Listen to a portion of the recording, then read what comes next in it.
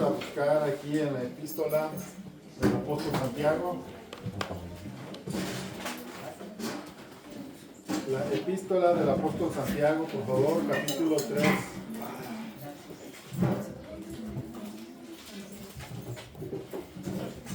Acuérdense que esta carta está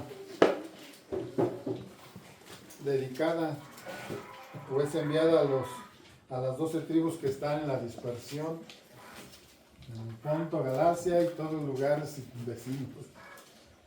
Originalmente pues es para los judíos cristianos, pero también es para nosotros. Capítulo 3, son creo 18 versículos. ¿Sí? Sí. No, son más. No sé, son 18. ¿18? Sí. Perfecto, una hoja.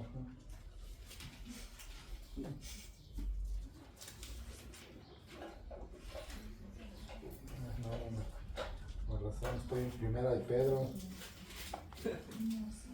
Bueno, voy a pedirle a 3 personas que lean 6 versículos cada quien. A ver quién dijo yo. A ver, está Mario. ¿Quién más? Carlita. ¿Quién más? Otro más. Santiago 3. Son 18 versículos. Ani. Gramo. Bueno, entonces comenzamos con Mario. Versículo del 1 al 6 y así sucesivamente. Hermanos míos, que no se hagan maestros muchos de ustedes, sabiendo que recibiremos un juicio más severo, porque todos fallamos de muchas maneras. Si alguien no falla en lo que dice, es un hombre perfecto, capaz también de refrenar todo el cuerpo. Ahora bien, si ponemos el freno en la boca de los caballos para que nos obedezcan, dirigimos también todo el cuerpo. Miren también las naves, aunque no son tan grandes e impulsadas por fuertes vientos, son sin embargo dirigidas mediante un timón muy pequeño por donde la voluntad del piloto quiere. Así también la lengua es un miembro pequeño y sin embargo se jacta de grandes cosas, pues qué gran bosque se incendia con tan pequeño fuego. También la lengua es un fuego, un mundo de iniquidad.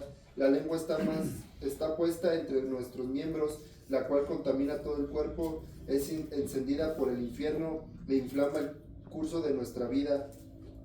El ser humano puede domar toda clase de animales, aves, reptiles y peces, pero nadie puede domar la lengua. Es maligna e incansable, llena de veneno mortal. A veces alaba a nuestro Señor y Padre y otras veces maldice a quienes Dios creó a su propia imagen. Y así la bendición y la maldición salen de la misma boca. Sin duda, hermanos míos, eso no está bien. ¿Acaso puede brotar de un mismo manantial agua dulce y agua amarga? ¿Acaso una higuera puede dar aceitunas o una vid higos? No, como tampoco puede uno sacar agua dulce de un manantial salado. Si ustedes son sabios y entienden los caminos de Dios, demuéstrenlo viviendo una vida honesta y haciendo buenas acciones con la humildad que proviene de la sabiduría. Pero si tienen envidias amargas y ambiciones egoístas en el corazón, no encubran la verdad con jactancias y mentiras, pues la envidia y el egoísmo no forman parte de la sabiduría que proviene de Dios. Dichas cosas son terrenales, puramente humanas y demoníacas, pues donde hay envidias y ambiciones egoístas también habrá desorden y toda clase de maldad. Sin embargo, la sabiduría que proviene del cielo es ante todo pura y también ama la paz. Siempre es amable y dispuesta a ceder ante los demás, está llena de compasión y del fruto de buenas acciones. No muestra favoritismo y siempre es sincera. Y los que procuran la paz sembrarán semillas de paz y recogerán una cosecha de justicia. Bueno, vamos a entrar en tema. Aquí el apóstol Santiago nos enseña el contraste de lo que es una persona con entendimiento, una persona que tiene la sabiduría que proviene de Dios y que esto marca su conducta, pero también está hablando de la insensatez. Está haciendo un contraste de las dos formas, de las dos cosas, perdón. Y el versículo 3:1 pareciera ser que este versículo se sale del contexto, pero aquí es donde el escritor inspirado por el Espíritu de Dios, al analizar que muchas iglesias de esos tiempos eran iglesias que aún seguían teniendo una influencia judía y practicaban las reuniones, y más si eran en su mayoría judíos, todavía usaban mucho la forma de cómo se llevaba pues las costumbres en las sinagogas. En las sinagogas había un ministro. En este tiempo el apóstol Pablo, junto con los demás apóstoles, habían establecido ancianos, o sea, pastores. Y el pastorado tiene su faceta, tiene su perfil. Si nosotros tomamos en cuenta la labor de un pastor común, de un pastor de ovejas, sabemos que el pastor tenía una gran responsabilidad al guiar a sus ovejas a pastos verdes, a enseñar a sus ovejas a amar a su familia, a sus esposas. La conducta siempre tiene que ver con lo que se enseña desde aquí adelante. Pero ellos tenían cierta costumbre en las sinagogas. Existía la costumbre de que cualquiera que fuese conocido por ellos podía tomar la tribuna o podía tomar pues en este caso un púlpito, y desde ahí expresar. Y el apóstol Santiago comienza a ver y entiende que el liderazgo es puesto por Dios, preparado por Dios, el perfil lo da Dios. Tenemos que aprender a diferenciar los diferentes ministerios. No todos tienen la misma función, aunque todos enseñan, pero el pastorado es algo diferente. Entonces él establece esto aquí. Por eso dice así: hermanos míos, no os hagáis maestros muchos de vosotros, sabiendo que recibiremos mayor condenación. Las enseñanzas a veces proceden más que nada del corazón, y a veces el corazón del ser humano no es correcto, no es la fuente, no está teniendo la fuente inspiradora que proviene de Dios, que es su espíritu. Entonces a veces por eso Jesús expresa este sentir de la abundancia de lo que eres en tu interior, eso expresa tu boca. Y había una preocupación, como la debe haber hoy en día, acerca de quienes vienen y predican en un púlpito. Entonces tenemos que tener cuidado. Y el apóstol aquí comienza con este tema, con este sentir en su corazón de enseñar a la iglesia, pero no solamente ya es a un liderazgo. No está diciendo no cualquiera. El apóstol Pablo le dice a Timoteo que no debe de ser un neófito el que debe de estar enseñando o pastoreando. Un neófito es alguien que no tiene el conocimiento, alguien que no tiene todavía, o simplemente no tiene un llamado. Simplemente eso. Y enfatiza y le dice, no debe de ser un neófito, un principiante, debe de ser alguien que tenga el perfil que Dios da, el perfil que el Espíritu Santo da. No es algo, un liderazgo es algo natural. Yo veo y yo entiendo y yo puedo percibir el liderazgo que tienen las personas, porque hay personas que tienen liderazgo, pero no tienen el perfil. Y es el perfil de algo específico en la iglesia, se lo da Dios. El ser pastor no es nada más porque a mí se me antojó, es porque Dios te pone en tu corazón ese perfil. Y es fácil poder identificar todo esto, pero bueno. Después de esto el apóstol les dice en el 2, porque todos ofendemos muchas veces. Si alguno no ofende en palabra, este es un varón perfecto, capaz de también de refrenar todo su cuerpo. Bueno, hace unos días Y lo quiero hablar así, porque debemos entender que la lengua es un miembro que todos tenemos y que es esencial. Es importantísima la lengua, pero la lengua debe de tener un control o debe de ser controlada. Bueno, hace unos días tengo un amigo que seguido me manda mensajes. Es un amigo de años, de muchos años, de nuestra juventud. Concordamos en 2 iglesias juntos y todavía a veces me manda mensajes y platicamos por mensaje, de vez en cuando lo veo por ahí. Y me mandó un short de un sacerdote muy conocido acá en Chucándiro, por acá por Guandacareo. Un predicador, no es predicador, es un sacerdote católico que es muy conocido, todos saben quién es, ¿verdad? Bueno, él estaba hablando acerca de su testimonio, de que él tuvo cáncer o algo así, y que él le pidió a Dios que lo ayudara, pero sus expresiones no son de una persona que es dominada o dirigida por el Espíritu Santo. Y él me decía a mí, me puso ahí, ya ves, ejemplo de fe.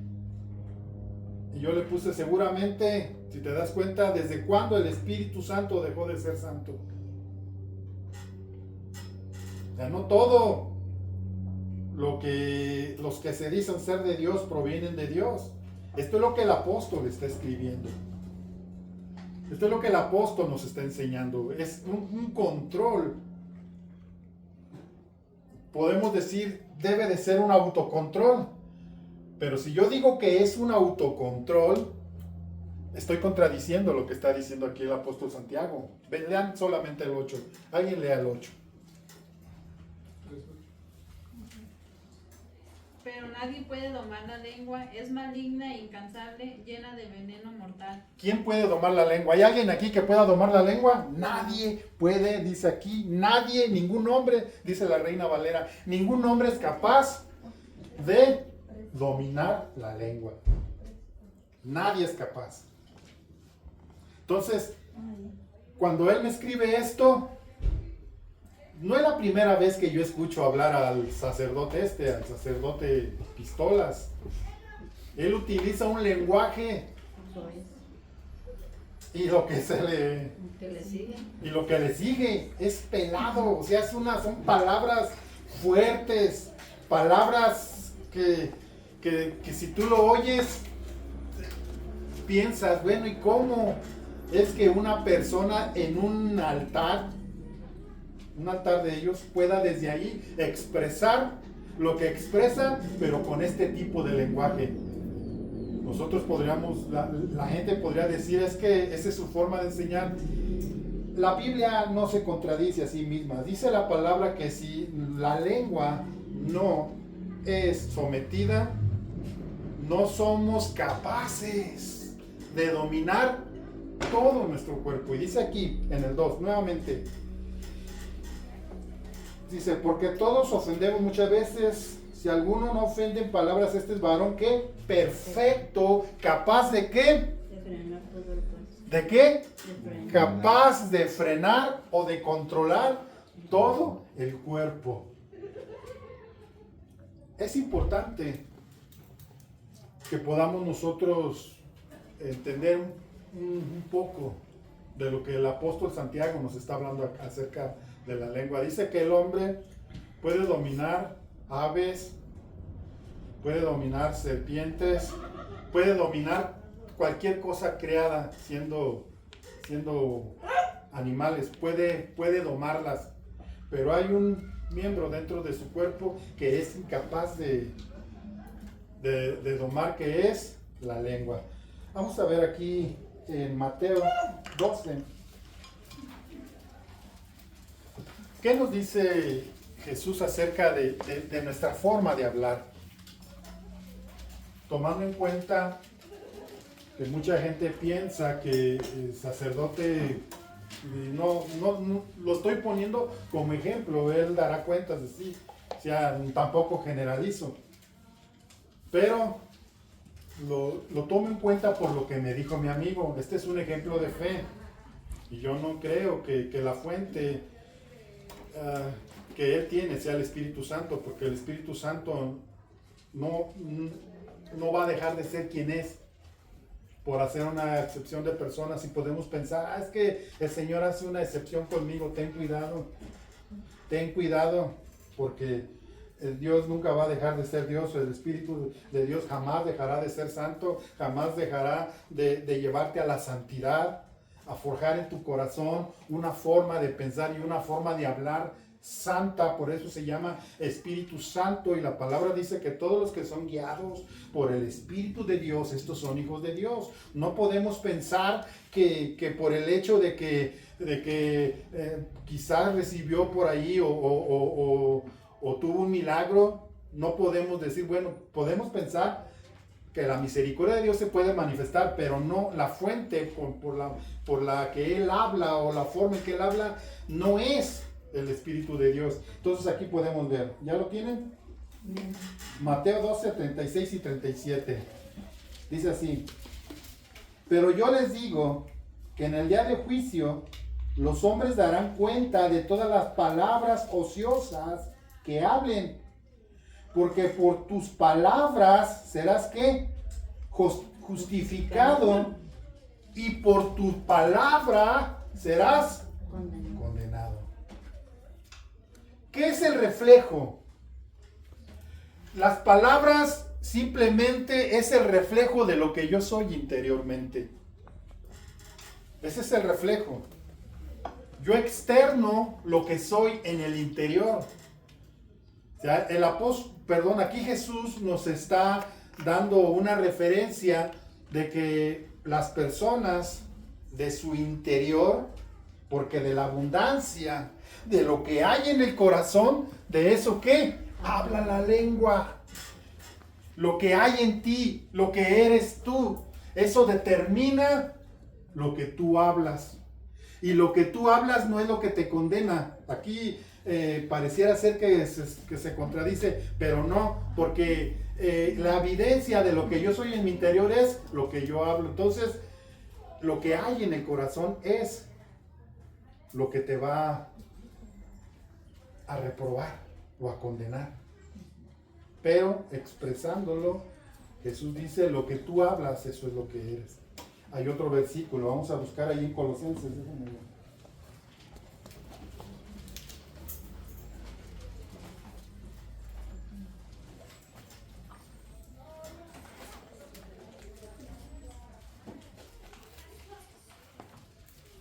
Colosenses 4:6.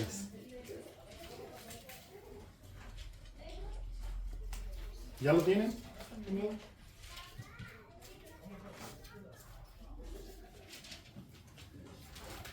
Lo voy a leer yo en la Reina Valera, y alguien por favor me ayuda con la Nueva Traducción Viviente. Dice así, 4:6. Que vuestras palabras sean siempre con gracia. ¿De dónde viene la gracia? ¿Qué es la gracia? La gracia es el testimonio de salvación. La gracia es la forma en la que Dios nos otorga de su misericordia, de su amor, y nosotros expresamos lo que proviene de Dios. Dice así, nuevamente lo voy a leer. Dice que vuestras palabras, o que vuestra palabra sea siempre ¿con qué? Con gracia. Y luego, sazonando con sal, para que sepáis cómo debéis responder a cada uno. ¿Cómo deben de salir nuestras palabras? ¿Cómo deben de ser nuestras palabras? Con gracia. Y después, sazonadas con sal. ¿Qué tienen ustedes sazonadas con sal? ¿Por qué creen ustedes que el apóstol Pablo lo dice así? Sazonadas con sal. ¿Qué representa la sal? La sal representa lo que la iglesia debe de esparcir, debe de ser, la sal de la tierra. ¿Y qué es la sal de la tierra? Aquello que le da vida, aquello que le da sentido, aquello que le da sazón a la vida en Cristo. Entonces la iglesia siempre debe de tener en su mente, en su corazón, un tipo de vida diferente. Dice que tus palabras sean sazonadas con sal. ¿Para qué? Para hablarle a la gente. No deben de ser palabras, proferir groserías, maldición. Y una cosa es maldición. Y otra cosa, decía Mauro, son las palabras soez, que son las palabras vulgares, las palabras feas, las palabras que... Sí, palabras antisonantes, groserías fuertes. Eso es una cosa. Y dice que nosotros tenemos que dar cuenta de todo esto delante de Dios. No sé si a veces cuando te enojas se te salga una chinche, una cucaracha por ahí. Y esto, el apóstol dice que esto no debe de existir. Porque nosotros tenemos que identificarnos por lo que hablamos. Bueno, seguimos leyendo. Desde aquí ponemos freno en la boca de los caballos para que nos obedezcan y dirigimos así todo su cuerpo. Mirad también las naves, aunque tan grandes y llevadas de impetuosos vientos, son gobernadas con un muy pequeño timón, por donde el que las gobierna quiere. Así también la lengua es un miembro pequeño, pero se jacta de grandes cosas. He aquí con cuán grandes bosques enciende un pequeño fuego, y la lengua es un fuego, un mundo de maldad. La lengua está puesta entre nuestros miembros y contamina todo el cuerpo, e inflama la rueda de la creación, y ella misma es inflamada por el infierno. Porque toda naturaleza de bestias y de aves y de serpientes y de seres del mar se doma y así domada por la naturaleza humana. Pero ningún hombre puede domar la lengua, que es un mal que no puede ser refrenado, lleno de veneno mortal. Con ella bendecimos al Dios y Padre, y con ella maldecimos a los hombres que están hechos a la semejanza de Dios. De una misma boca no procede bendición y maldición. Hermanos míos, esto no debe de ser así. ¿Acaso alguna fuente hecha por una misma abertura, agua dulce y amarga? Hermanos míos, ¿puede acaso la higuera producir aceitunas o la vid higos? Así también ninguna fuente puede dar agua salada y agua dulce. Está hablando de que no puede haber una, ¿cómo se podría decir?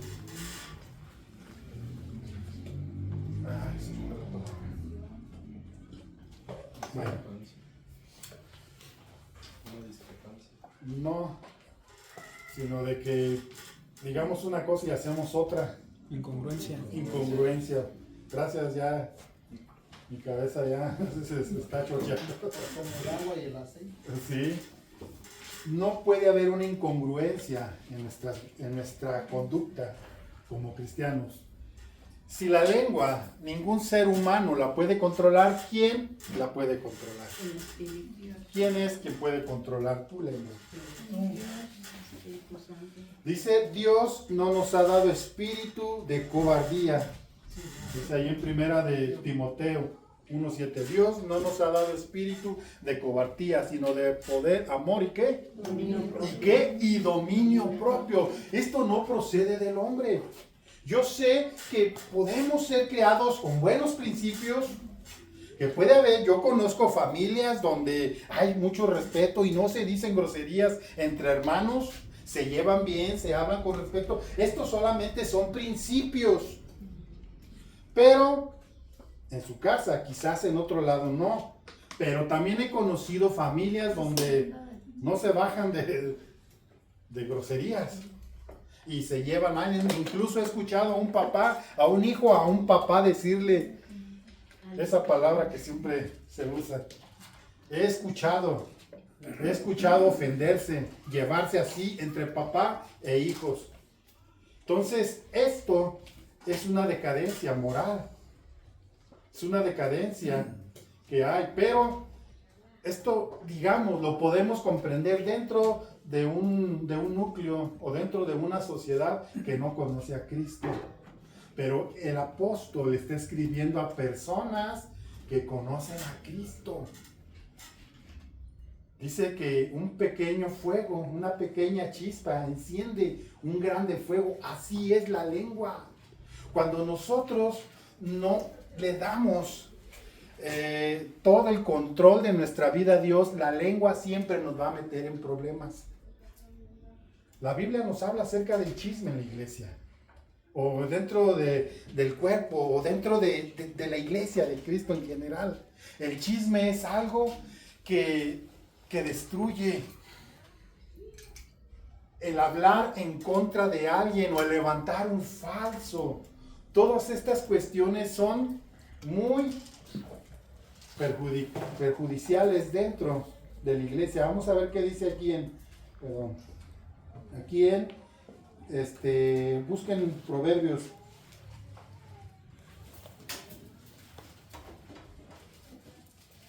Proverbios 18:21.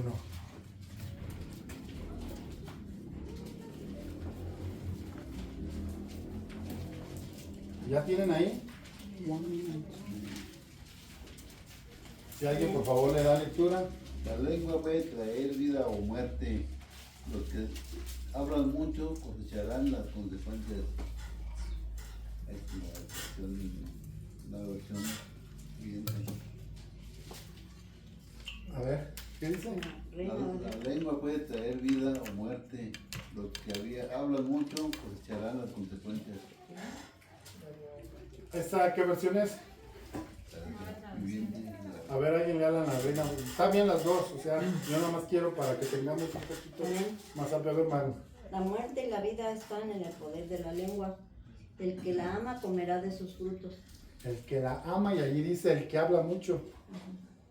Entonces, el poder de la vida y la muerte, ¿dónde está? En la lengua. A veces expresamos cosas que no procesamos. Es decir, nos gana la lengua. Y no pensamos lo que vamos a decir, sino aventamos por ahí aventamos la maldición, la ofensa, la imprudencia. Y todo esto dice que si no hay un control, si nosotros no dejamos que Dios controle mi lengua, nosotros podemos tener consecuencias. Como dice aquí, dice que la vida y la muerte están en el poder ¿de qué? De la lengua. Es tremendo. Anteriormente les hablaba de una persona que maldecía tanto a sus hijos desde niños. Maldecía tanto a sus hijos y les decía: ustedes nunca van a ser alguien en la vida, ustedes son esto, ustedes son lo otro. Eso es proferir maldición. Y con el tiempo sus hijos comenzaron a vivir unas vidas delictivas fuertemente. Y la mamá comenzó a sufrir, pero eso fue el fruto de lo que ella les expresó desde su niñez. Vas a ser un maleante, vas a hacer esto como va. Y esto es algo que aparentemente podríamos pensar que no, pero sí. La Biblia dice que el poder de la vida y la muerte está en la lengua. Nosotros podemos bendecir o maldecir. Y tenemos que usar el entendimiento que nos da Dios para procesar primeramente lo que vamos a hablar. Esto es una continuación. No es algo aislado que empezó a maquinar el escritor o el apóstol Santiago, sino que fue algo que el Espíritu Santo le estuvo dando, y hay un antecedente en los versículos anteriores, los capítulos anteriores, cuando nos habla acerca de que todo hombre debe de ser lento. ¿Para qué? Lento para hablar y tardo para irarse. O sea, ¿qué nos está diciendo? Antes de que tú hables, tienes que pensar lo que vas a decir. Antes de que tú digas algo, procésalo primero. Por eso es importante la prudencia. Y aquí está el contraste de estas dos cuestiones. Está la imprudencia, pero también está la sabiduría.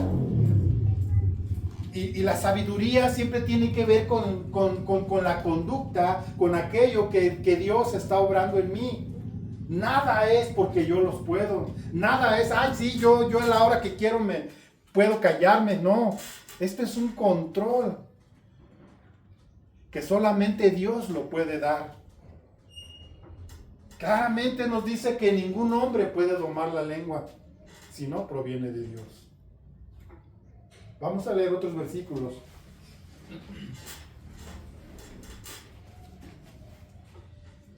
Vamos a leer Proverbios 15:4, si alguien le da lectura, por favor.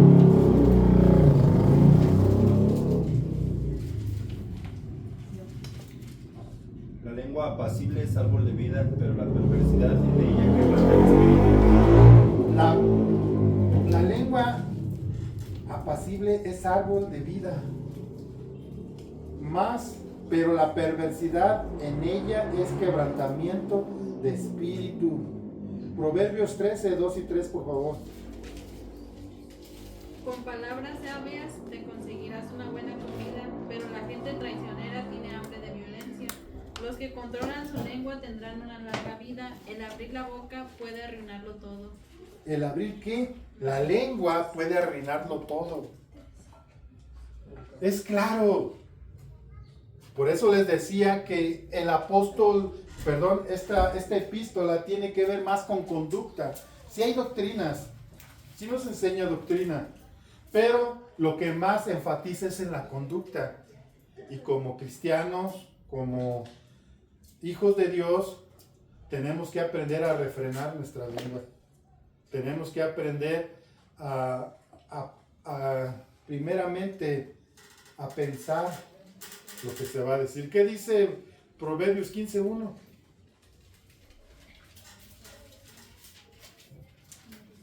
La blanda respuesta quita la ira, mas la palabra áspera hace subir el furor. ¿La qué? La blanda respuesta. La blanda. ¿Qué es blanda respuesta?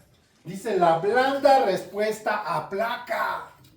¿Qué hace? La sensatez. La Biblia o los proverbios asocian a los violentos con las personas que no tienen entendimiento.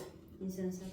Con la insensatez del corazón de aquellos que no piensan, que no tienen un raciocinio de lo que están haciendo. Pero dice que la blanda respuesta, ¿quién puede aplacar la ira? Dice, la blanda respuesta aplaca la ira. ¿Qué es la blanda respuesta? ¿Cómo podemos aplicar una blanda respuesta dentro de una discusión?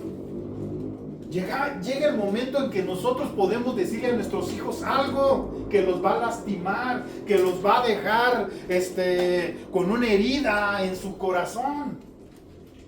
Y si no es sanada en el momento, esto puede crecer y crecer en el corazón de nuestros hijos. O en el corazón de nuestras esposas. O en el corazón de nuestros esposos. El apóstol Santiago nos advierte de algo y nos dice que la lengua es perversa. Que la lengua incontrolada de un pequeño fuego puede provocar un incendio forestal grande. Puede provocar algo grande que después se traduce en un problema mayor. Anteriormente, en el capítulo 1, vemos que el apóstol dice que toda buena dádiva, ¿qué es toda buena dádiva? Todo lo bueno, todo lo que me edifica, todo lo que me hace bien, y no solo a mí, sino también por medio de lo que yo soy, puedo bendecir a otros, puedo edificar la vida de alguien más. Dice, toda buena dádiva y todo don perfecto desciende ¿de dónde? De lo alto. ¿De dónde viene la perfección? De lo alto. No viene de la condición del hombre, no viene de la buena voluntad del hombre. Todo esto tiene que venir de lo alto. Tiene que venir de Dios. Toda buena dádiva y todo don perfecto desciende de lo alto, del Padre de las luces, en el cual no hay mudanza ni sombra de variación. Dios sigue siendo Dios.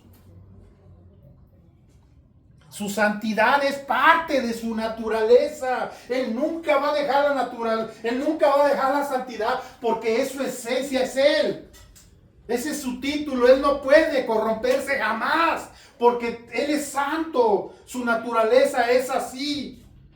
Pero nosotros venimos de una naturaleza caída, donde sí necesitamos una regeneración de nuestras vidas, de nuestros corazones, un cambio de pensamiento.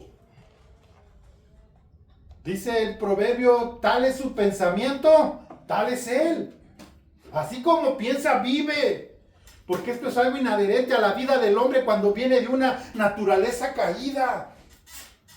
De continuo, sus pensamientos, ¿qué son? El mal.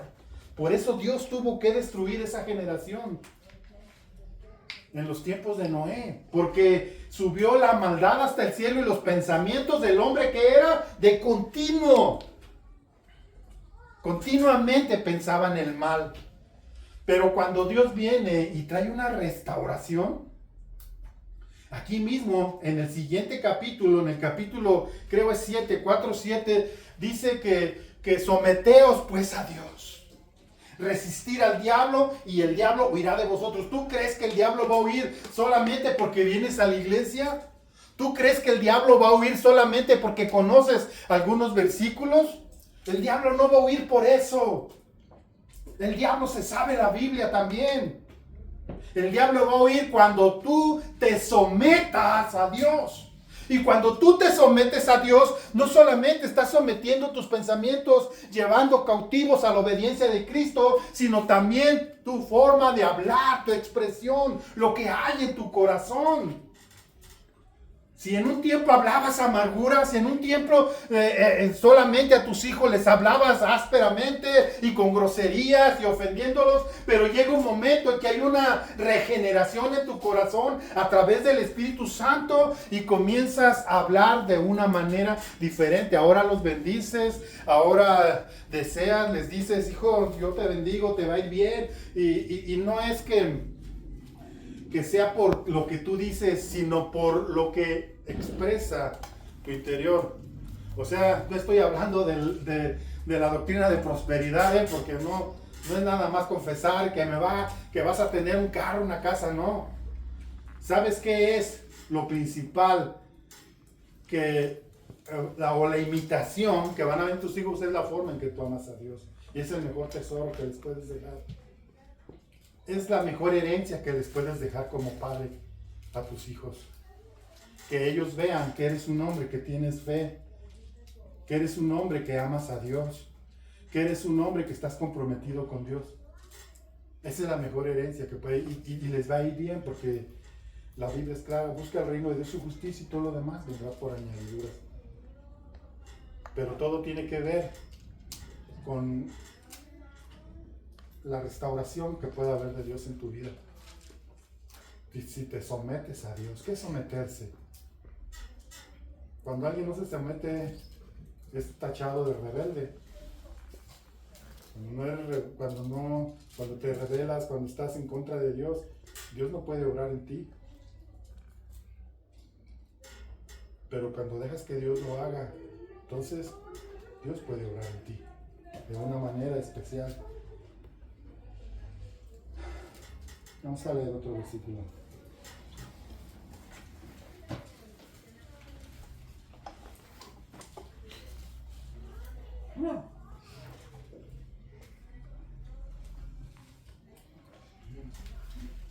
Salmo 34:13, por favor.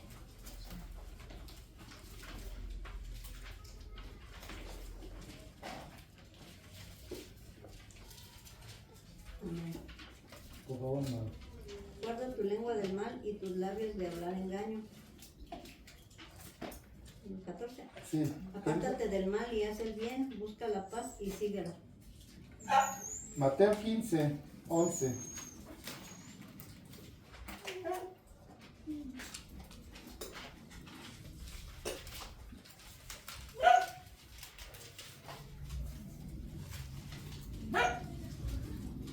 Mateo 15:11. Ya, por favor. No es lo que entra en la boca lo que contamina al hombre, sino lo que sale de la boca, eso es lo que contamina al hombre. El siguiente versículo. Entonces, acordándose, los discípulos le dijeron: ¿sabes que los fariseos se escandalizaron cuando oyeron tus palabras? Pero él contestó: toda planta que mi Padre Celestial no haya plantado será desarraigada. Bueno, hasta ahí. ¿Qué nos dicen ambos pasajes? Bueno, también está en Marcos 7. Y aquí el énfasis está en que no contamina lo que entra. ¿Por qué no puede contaminar lo que entra? Jesús ahí les da una explicación. ¿Por qué? Porque tiene que pasar un proceso, ¿verdad? Todo lo que entra en nuestra boca de alimento, pues. ¿Qué pasa con el alimento? Pues es procesado por el estómago y después es desechado en la letrina. Y aquí en nuestro caso, pues en el baño. Una taza de baño. Pero Jesús, ¿qué decía acerca de lo que salía? ¿Qué es lo que contamina al hombre? ¿Lo que entra o lo que sale? Lo que sale de ¿Por qué lo que sale puede contaminar al hombre? Porque sale del corazón. Es lo que hay. Y vamos a regresar allá a Santiago. En el último versículo, ahí en el 11.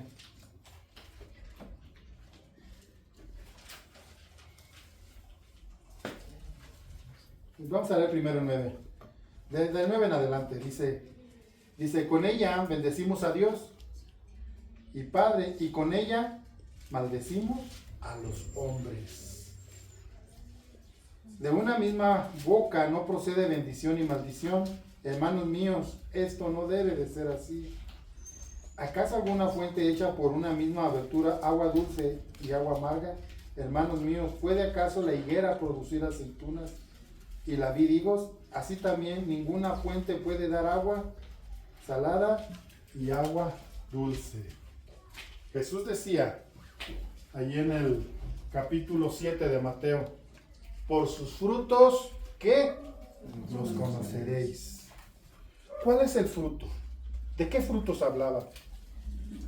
Está hablando acerca de los falsos maestros, falsos líderes, falsos predicadores, pero también aplica a los cristianos. Hay cristianos falsos y cristianos verdaderos. ¿Y cuál es lo que nos va a identificar como cristianos verdaderos? ¿Qué es? El fruto. ¿Y cuál es el fruto? el testimonio en nuestra vida. El testimonio, lo que es de Dios en mí, lo que Dios sembró en mi corazón. Ese es el fruto que me hará diferente a los demás. Aprendemos a amar a nuestros hermanos y a perdonarlos. Y no vamos a estar hablando mal de ellos. El chisme destruye mucho en las iglesias. La murmuración. Los más grandes problemas que hay en las congregaciones es la murmuración, los chismes, la falta de perdón. Levantamos nuestras manos y estamos adorando a Dios, pero por dentro estamos en contra de nuestro hermano. Y dice el apóstol Santiago, esto no debe de ser, esto no es evidencia de una fe sana, de una fe verdadera, no es la evidencia, porque no puede un árbol producir, ¿un árbol de qué dice aquí? ¿De una higuera? A ver, vamos a ver. Una higuera no puede producir aceitunas, es contra su naturaleza. Si el árbol es de aceitunas, ¿qué debe de producir? Aceitunas. Y una higuera, ¿qué debe de producir? Higos.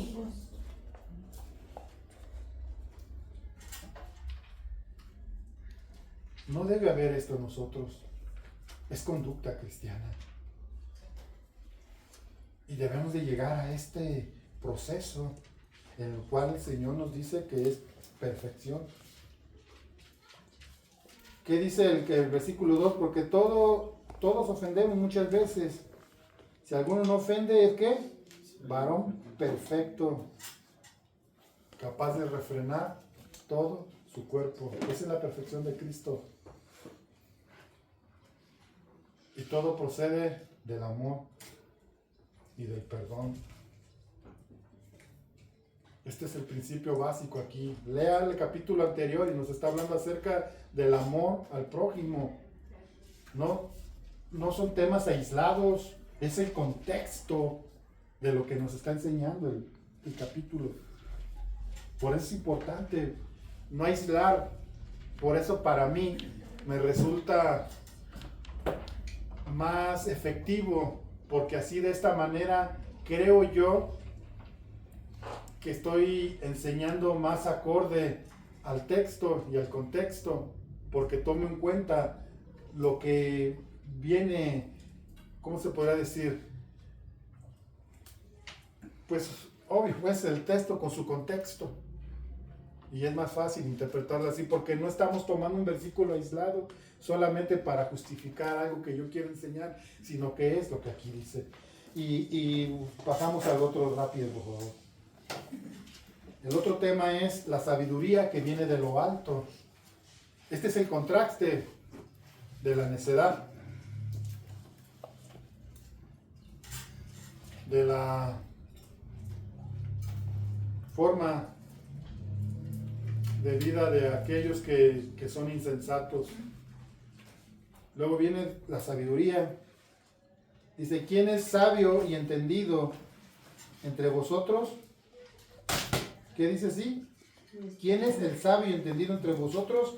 Aquí nos da la respuesta. Muestre por la buena conducta sus obras en sabia mansedumbre. Este es el fruto. Esta es lo visible. Este es el resultado, los frutos. Ya lo vimos, la sabiduría, ¿de dónde viene? Hay sabiduría humana, pero también hay sabiduría de Dios. Y todo lo que produce vida, todo lo que produce frutos conforme al carácter de Cristo, es todo lo que proviene de Dios. Porque hay sabiduría humana. Y dice la palabra que la sabiduría humana es demoníaca, es satánica. Porque controla a los hombres que no proceden de Dios. Pero vamos a seguir leyendo para entrar bien. Dice, por la buena conducta de sus obras en sabia mansedumbre, pero si tenéis celos amargos y contención en vuestro corazón, y no os jactáis, ni mintáis contra la verdad, porque esta sabiduría no es la que desciende de lo alto, sino que terrenal, animal y diabólica. Esta es la sabiduría humana. Todo lo que nos lleva a tener celos, a jactarnos de lo que somos. Dice 16, porque donde hay celos y contención, ahí hay perturbación y toda obra perversa. Pero la sabiduría que es de lo alto es primeramente pura, después amable, benigna, llena de misericordia y de buenos frutos, sin incertidumbre ni hipocresía, y el fruto de justicia se siembra en paz para aquellos que hacen la paz. Hay un resultado visible cuando hay una regeneración. La sabiduría de Dios siempre va a ser para bien. Ahora, ¿cómo viene la sabiduría de Dios? Que es un temor, un respeto, un amor verdadero por Dios. Y yo busqué aquí qué es la sabiduría y su contraste. Déjame ver si lo encuentro.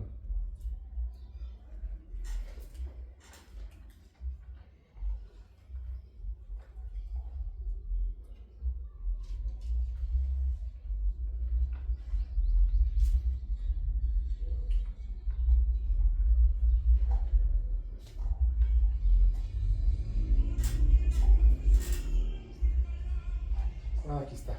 Se los voy a leer. Dice, el sabio utiliza la lengua con sumo tacto, prudencia y sentido común. El necio, en cambio, actúa con torpeza, irrespeto, imprudencia y ligereza. El sabio sabe qué y dónde y cuándo hablar. El necio no mide lo que dice. Esto es, habla de todo, en todo momento y en cualquier lugar. Esta es la diferencia entre la sabiduría que viene de Dios. La sabiduría que viene de Dios es saber hablar en el momento que se debe hablar y hablar lo que se debe hablar. Esta es la sabiduría de Dios. Y la sabiduría del mundo simplemente no razona lo que se va a hablar. Lo primero que sale. Aquí está. La enseñanza es clara. O somos sabios en Cristo o somos necios. Y la necedad no tiene nada que ver con Dios. Esto proviene de Dios. Si alguien tiene falta de sabiduría, ¿qué dice la palabra? ¿A quién se la debe pedir? ¿Al pastor?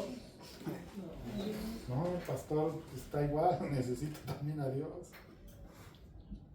Si alguien está falto de sabiduría, pídasela a Dios. ¿Quieres que tu matrimonio, tu relación con tus compañeros de trabajo, tu relación con tus hijos, con tu esposa, sea buena? Pídele a Dios sabiduría. Porque de esta manera vas a sazonar tus palabras con sal.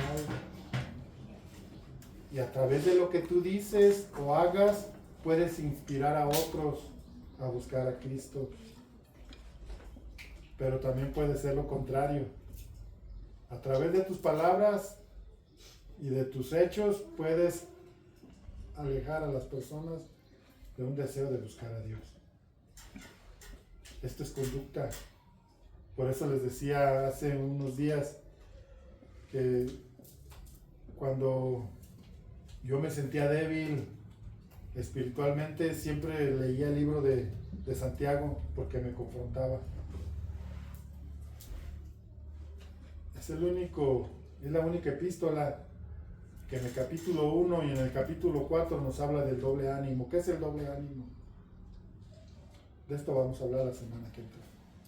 El doble ánimo son personas que con la boca dicen sí, pero con sus hechos dicen no. Y esto no debe ser. Pídame sabiduría a Dios para el trato entre nosotros, porque todos somos responsables. Todos aquí somos responsables de lo que hablamos, de lo que decimos, de lo que pensamos, y no nos justifica nada. Tenemos que sobrellevarnos bien, hermanos. Amarnos sinceramente.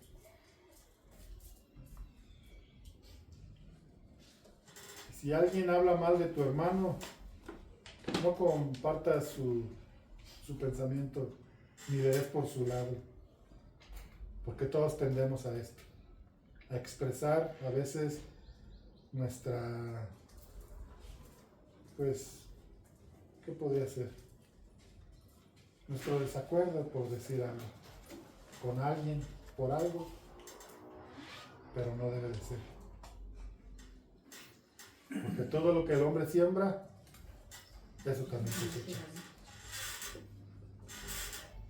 Decía mi pastor, un día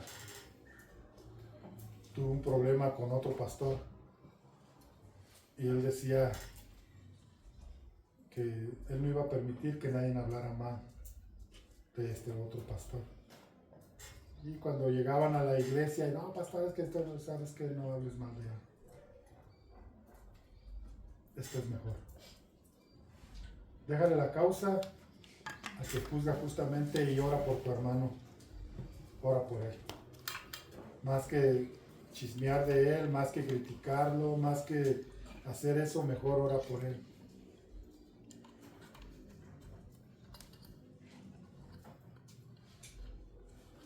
Oren por ellos, Señor. Cierren sus ojos. Padre, en el nombre de Jesús te doy gracias. Porque todos